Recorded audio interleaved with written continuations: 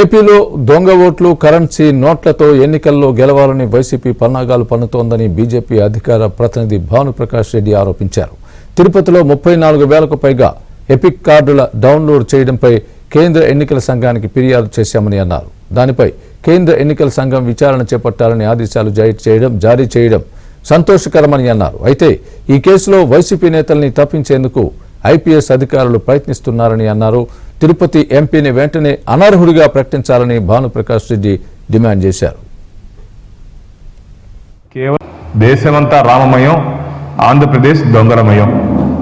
ఈ మధ్య జగన్మోహన్ రెడ్డి గారు ఎక్కడ చూసినా సరే వాళ్ళ మీటింగ్స్లో 175 175 175 అంటే మామూలుగా ఏ ముఖ్యమంత్రి అయినా సరే తను చేసినటువంటి పనుల్ని ప్రజల్లోకి తీసుకుని వెళ్ళి మంచి పనుల్ని ఓటు అడుగుతారు.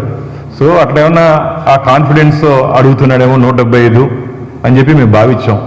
రాజకీయాల్లో కానీ దేంట్లో కానీ కాన్ఫిడెన్స్ ఉండాలి, కానీ ఓవర్ కాన్ఫిడెన్స్ ఉండకూడదు. ఇప్పుడు అర్థమవుతుంది, కేవలం దొంగ ఓట్ల మీద ఆధారపడి, కరెన్సీ నోట్ల మీద ఆధారపడి తిరిగి అధికారంలోకి రావాలని చెప్పి జగన్మోహన్ రెడ్డి గారు ప్రయత్నం చేస్తున్నారు. ఐపీసీ సెక్షన్లు పనిచేయట్లేదు ఆంధ్రప్రదేశ్లో. వైసీపీ నాయకులు ఏది చెప్తే అది పోలీస్ అధికారులు దాన్ని వింటున్నారు. ఇది మంచిది కాదు, ప్రజాస్వామ్యంలో ఇది మంచిది కాదు. ఈ 4.5 సంవత్సరాల్లో మిత్రులారా, ఆంధ్రప్రదేశ్లో ఎన్నికల పేరుతో ఎంపికలు చేశారు, ఎలక్షన్స్ పేరుతో సెలక్షన్స్ చేశారు. ప్రజాస్వామ్య పద్ధతిలో ఎన్నికలు జరగలేదు. స్థానిక సంస్థల ఎన్నికలు, లోకల్ బాడీ ఎన్నికలు కానీ ఏవి కానీ ప్రజాస్వామ్య పద్ధతిలో జరగలేదు. అప్పటి నుంచి భారతీయ జనతా పార్టీ దీని మీద పోరాటం చేస్తూనే ఉంది. దురదృష్టం ఏంటంటే, మన ఎన్నికల సంఘానికి ఫిర్యాదు చేసిన మానిటరింగ్ అథారిటీ, దాని ఎంక్వైరీ అథారిటీ ఈ ఫెడరల్ సిస్టంలో స్టేట్ బాడీకి రాష్ట్ర ప్రభుత్వ పరిధిలో ఉంటుంది.